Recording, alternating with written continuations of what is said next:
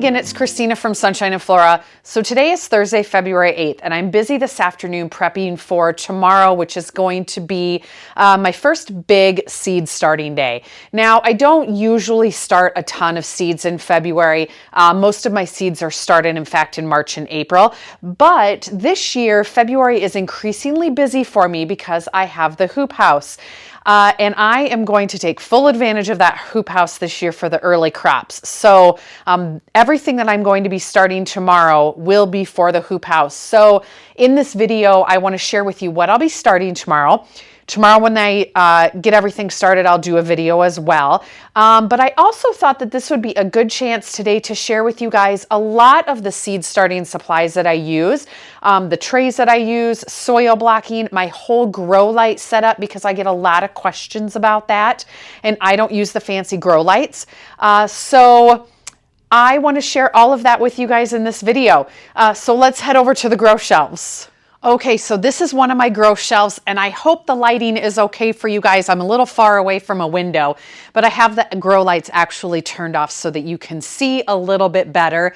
Now you can see these are the lights that I am using. These are not the expensive grow lights. These are shop lights. You can get them in any home improvement store. Here in Northwest Iowa, we have like Home Depot, Lowe's, Menards. I think these came from Menards, but you can get them at any home improvement store. I get the 4,000 lumen LED lights. I've been using these for about 4 to 5 years. They work great. I have never had any issues with them. LED, as you know, lasts forever. And the 4,000 lumen wattage works really well for me. So I put 2 per shelf. Now this shelving unit I think is 2 feet deep and maybe 3 to 4 feet wide. I have various ones. I have a few at home that are only 18 inches deep. Avoid those because they just aren't big enough. I like to get the ones that are at least 2 feet deep. And this came from a home improvement store as well. It was plastic, very easy to put together. And then I put 2 lights per shelf. Now, the way that I hang these up is I order S-hooks. And I know I have some loose ones laying around. Let me grab one. All right, so this is what an S-hook looks like, literally in the shape of an S. You can get these off Amazon. I will link all of the supplies that I can down below in the description if you guys want to look at them and see what they are like. But these come, I think, in packs of 10 or 20, and I use these to be able to hook to the chain on the light to hook to the shelf. And then this also allows me to be able to adjust the chain's height if I need to move the lights up or down depending on the heights of the plant. You know, you just take the chain and loop it around another notch to lift it or loosen it to bring it down. But these come in handy. I have ordered so many packs of these and I use them all the time on my lights. Now the other thing that I use on my grow shelf are heat mats, and I have different types of heat mats. Most of them I've just gotten on Amazon, and none of these are on right now, but this particular one is a 10 by 20. This is a really common size because it goes right underneath your 72 cell or 1020 trays. All those standard size trays and seed starting trays and bottom trays, they all go right on this size. So this is a really common size to get. The other really common size, this is a 20 by 20 size.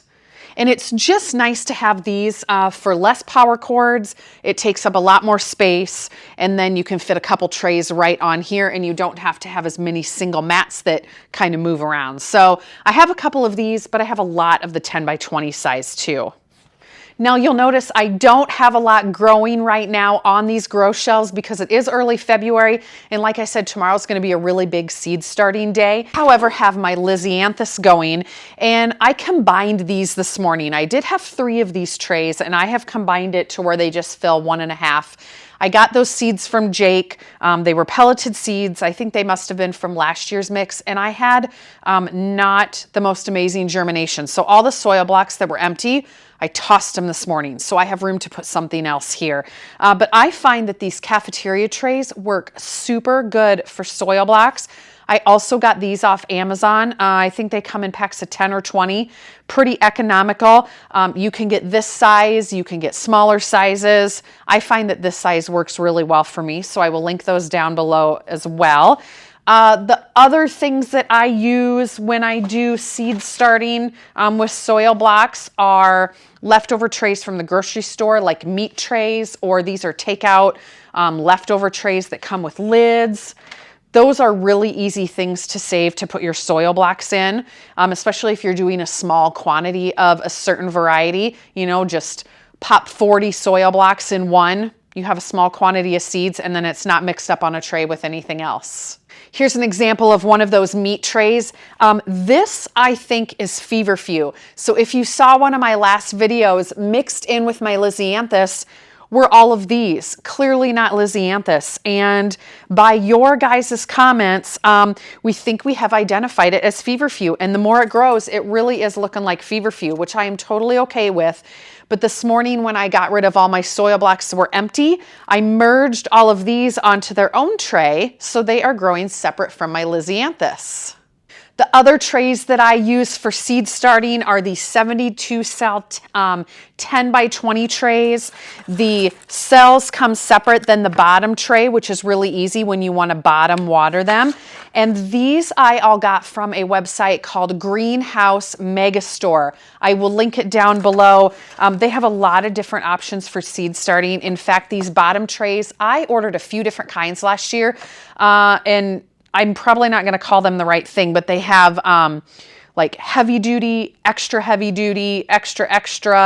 something like that. But I got some of each, and I'm telling you, the ones that are called the extra, if that's what they're called, they are really, really strong. And those work really well when I started my ranunculus, because I'm putting so much soil right into the tray versus using just like these plug trays. So if you're doing ranunculus and you're finding that your 10 by 20 trays are really flexible, check out the heavy duty ones that Greenhouse Megastore has. They're awesome. The other item that I make sure to have on my grow light setup is one of these timers. Again, I purchased this on Amazon.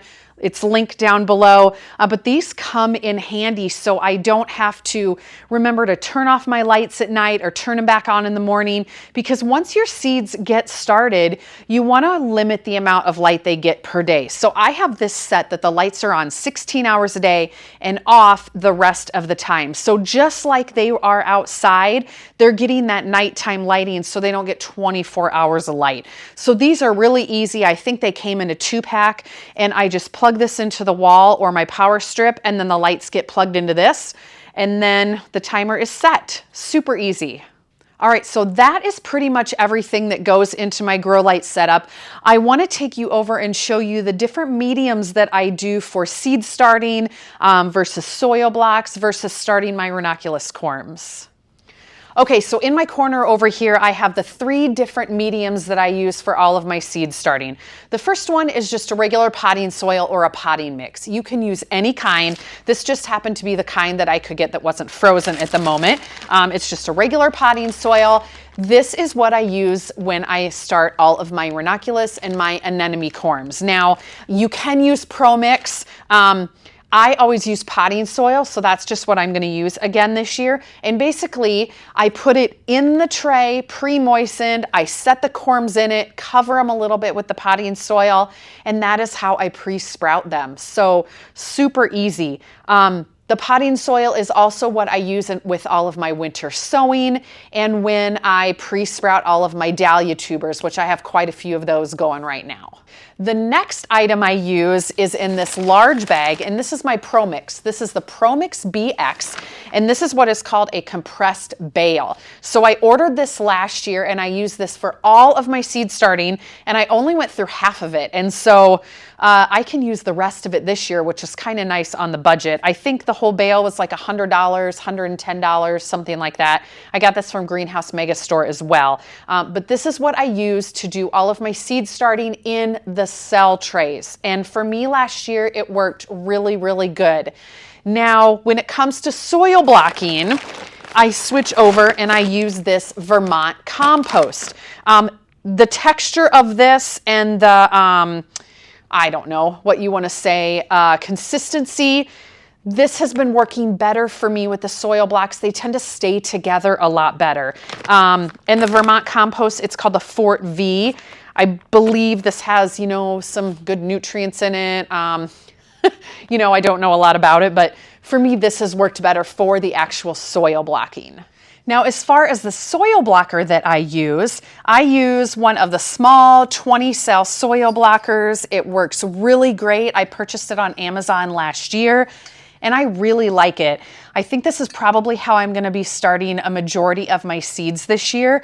The roots just spread out and grow underneath the soil blocks, and it's a really big space saver compared to the cell trays too, because you can get so many more plants in a small area. So I'm probably going to be using this a lot this year. All right, so those are all of the items that I use for my seed starting and my pre-sprouting. Tomorrow, I will be doing my ranunculus and anemones. I'll be pre-sprouting those in trays. I'm going to be starting all of my snapdragons for the hoop house. Those will go in soil blocks. Now, I am going to be starting another group of snapdragons probably a few weeks down the road.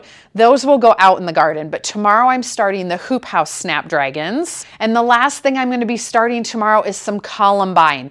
I think it's called the Nora Barlow mix. It is a perennial in my area. I'm starting this early because I want to be able to pot it up and get the plants a little bit bigger before I plant them outside.